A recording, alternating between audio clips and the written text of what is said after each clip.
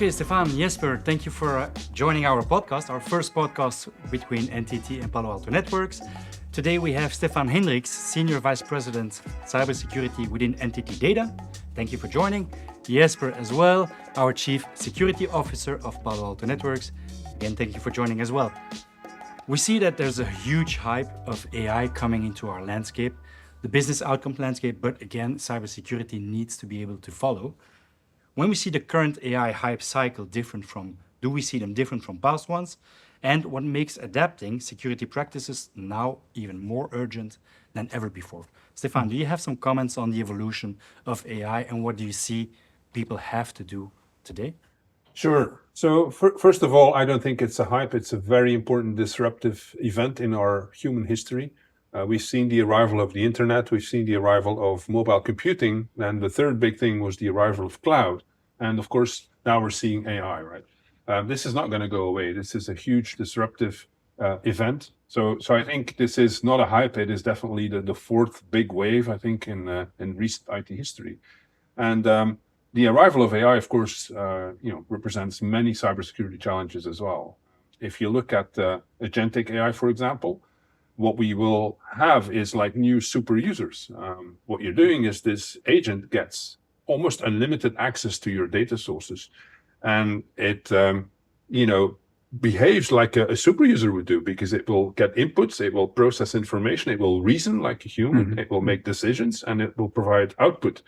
And you have to control that in a smart way, much like you would control a super user like an administrator, for example. Enterprises are looking at generative AI as this is the next big thing for the enterprise, and pretty much everybody is doing it, which I understand because one side of it has, the fear of if we don't do it, then everybody else is ahead of us kind of game, right? So they have to do it, or at least there's a bit of FOMO there, right? Exactly. There's absolutely fear of missing out. Yeah. And the challenge with that sometimes is that a lot of the enterprises from a business perspective leaps forward in taking decisions and we've seen that with cloud as well. Back in the day when organizations started adopting cloud very quickly, IT wasn't ready. Security teams wasn't trained in it. They didn't know what this meant for them in their daily practice.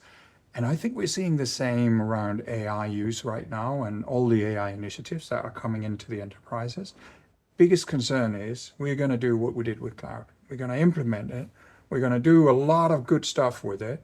And then we're going to bring in security as an afterthought. Yeah. If you do that with agentic AI, it's already out of control, right?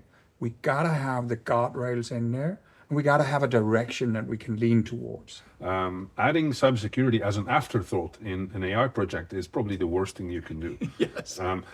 Because that huge risk of giving the Gen AI, RAG project, for example, or the agentic AI project, pretty much boundless permissions into all of your intellectual property is a huge risk. There's also compliance risks. There's risk for data poisoning. There's risks for bias, for example. And all of these mistakes have been documented.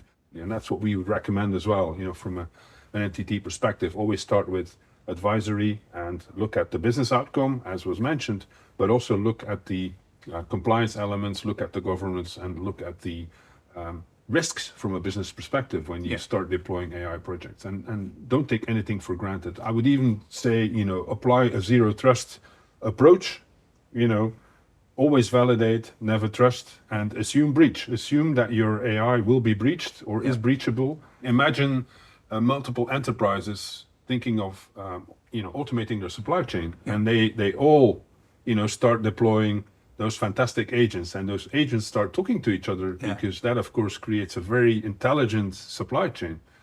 Now if one of those agents gets compromised, the agent can actually get through the whole supply chain to get to the biggest company probably where there's the most benefits in terms of exfiltrating the data through a chain of agents talking to each other, and that's a whole new threat. We haven't seen that before. I think organizations really need to wake up and have that conversation around how they apply generative AI today and then agentic AI in the future with the assumption of it will be compromised. Because if you do that, that also automatically tailors your guardrails around it in a lot better fashion than if you think about it afterwards, right? Like back to the afterthought. Secure by design. Exactly. you see that the business is actually using AI tools to be accelerated. Do you have some pieces of advice? Because thinking about that, I see a train of business is going to be accelerated. Yeah. Is IT able to follow up on? And what type of advice would you give a CISO today?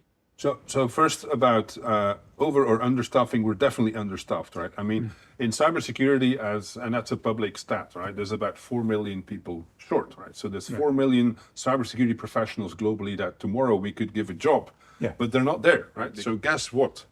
With AI and the secure by design principle and the guardrails that, of course, we all have to apply as professionals, board level down, because that's the other thing. Cybersecurity and compliance has increasingly become a board conversation.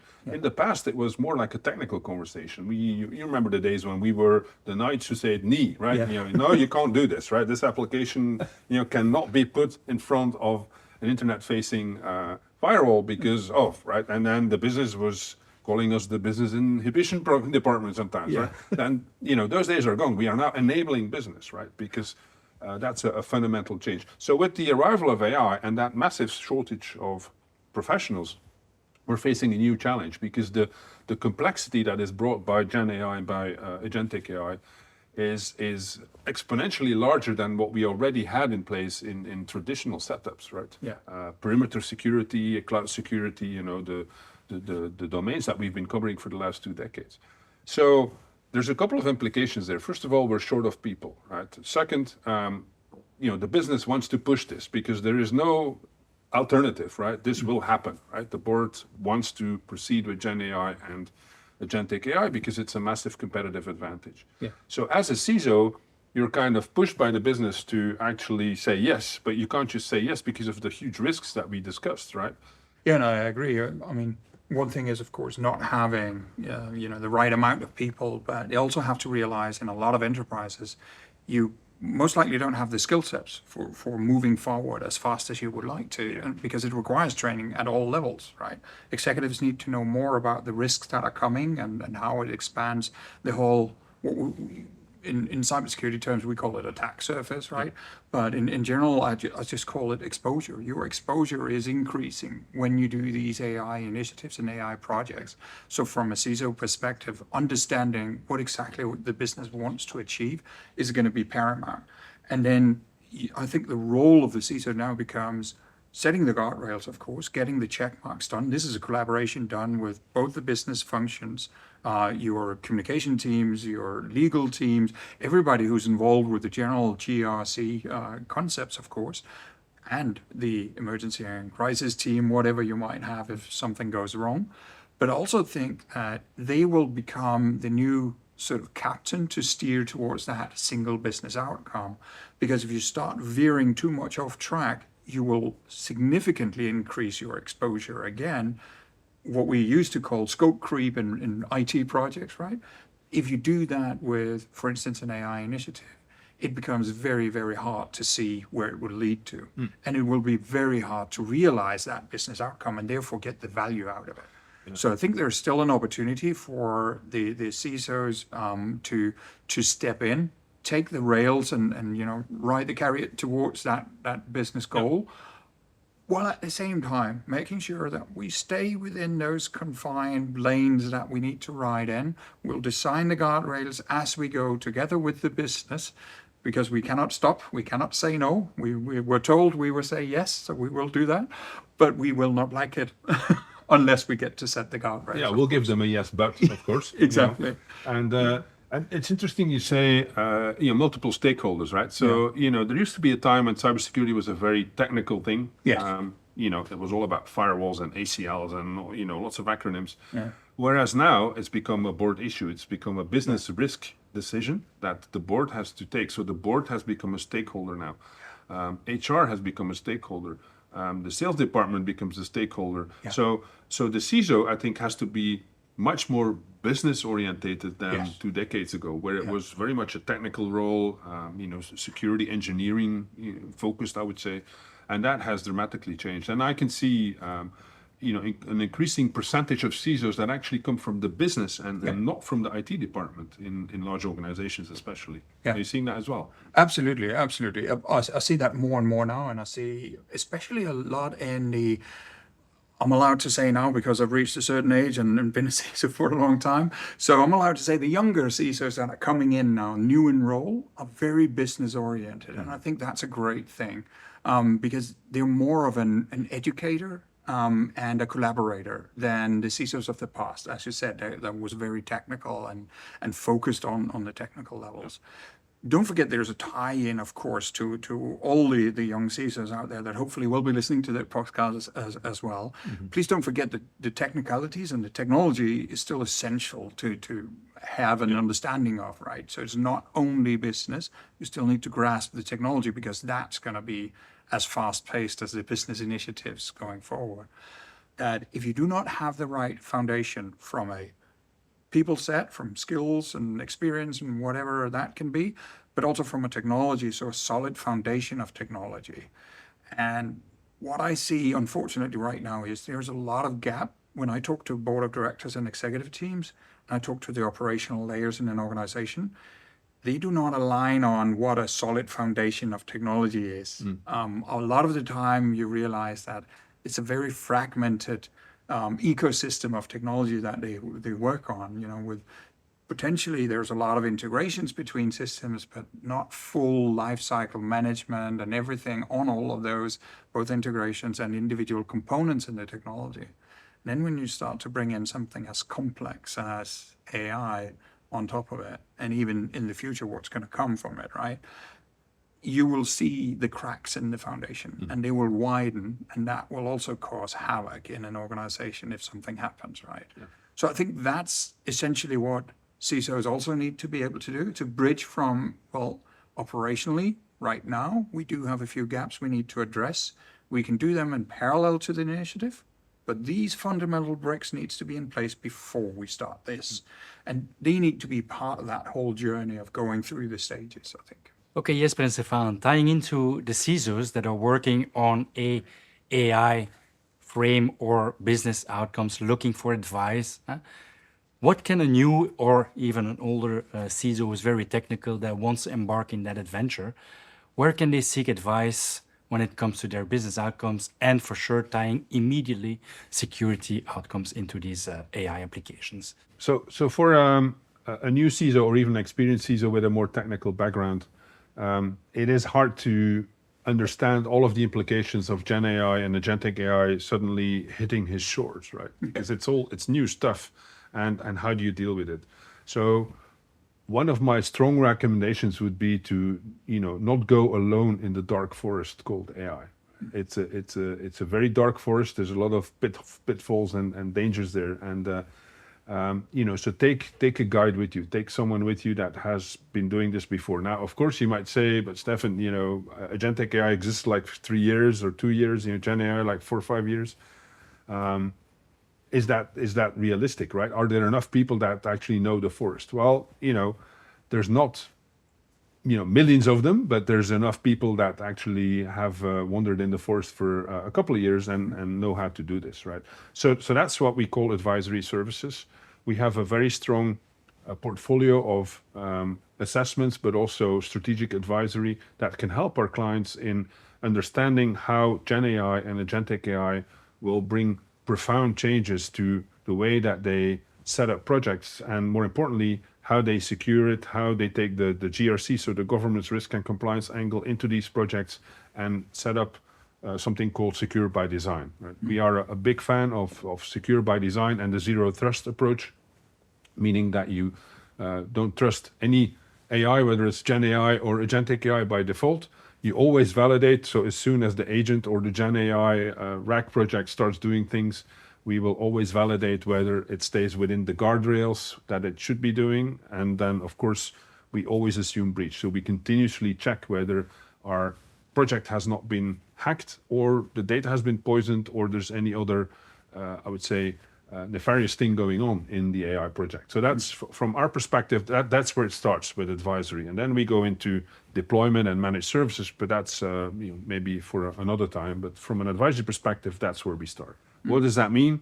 Well, if you have a broad platform like Palo Alto Networks platform with tens of different security controls that are not just sitting in the, coming from the same company, but more importantly, are orchestrated and managed from a single pane of glass and from a coherent platform, i.e., where you define your policy once and then it's transposed into all of the controls that are part of the platform. No organization today can probably patch everywhere in their ecosystem within 15 minutes.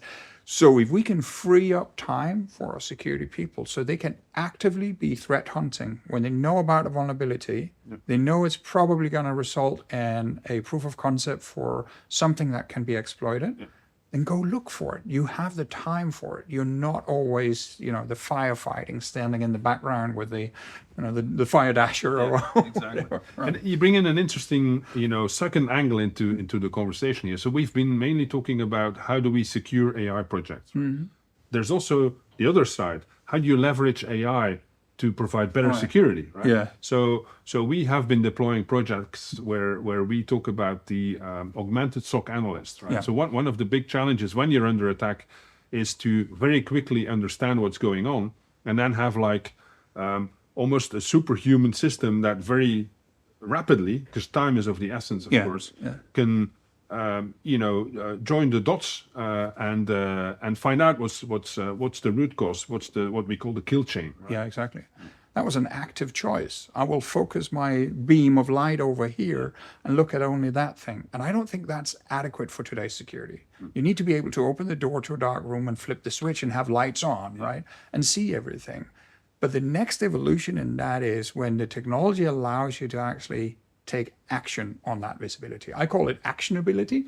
That's where I really want to move organizations as well, because at the end of the day, that is what you really want to see is now it's happening right in front of me.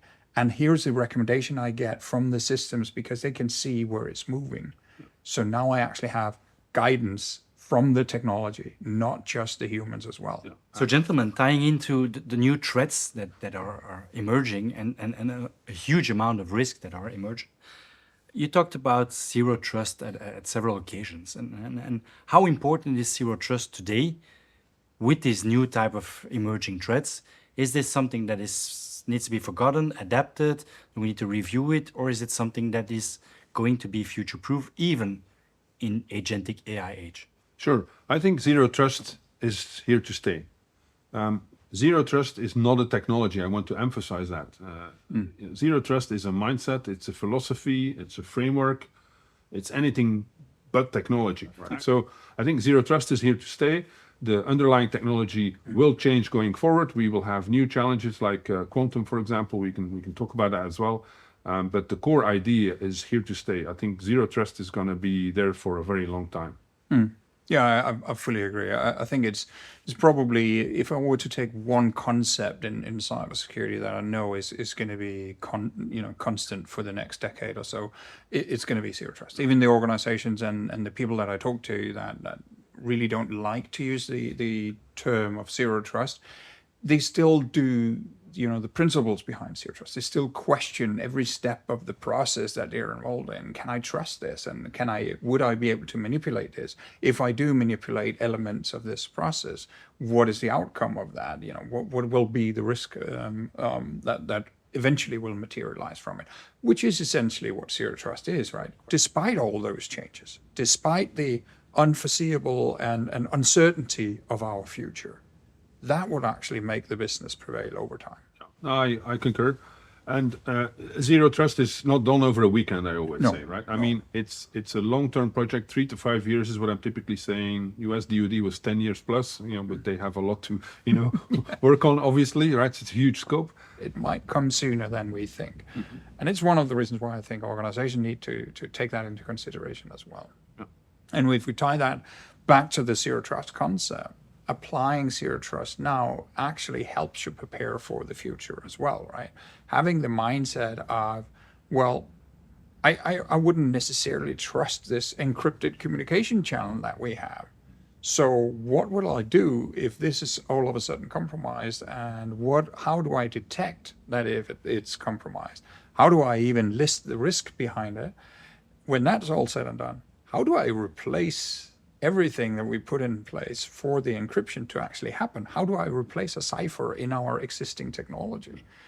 That is a bit of a challenge for organizations as well, right? And good luck if you have 200 products, right? Yes, out there, exactly, You know, exactly. bonne chance, as we say in French. I mean, it's going to take quite a while It will. to become crypto resistant. Yes. Yeah. Sorry, quantum resistant. Quantum from resistant, a crypto yeah. perspective, yeah. Yeah.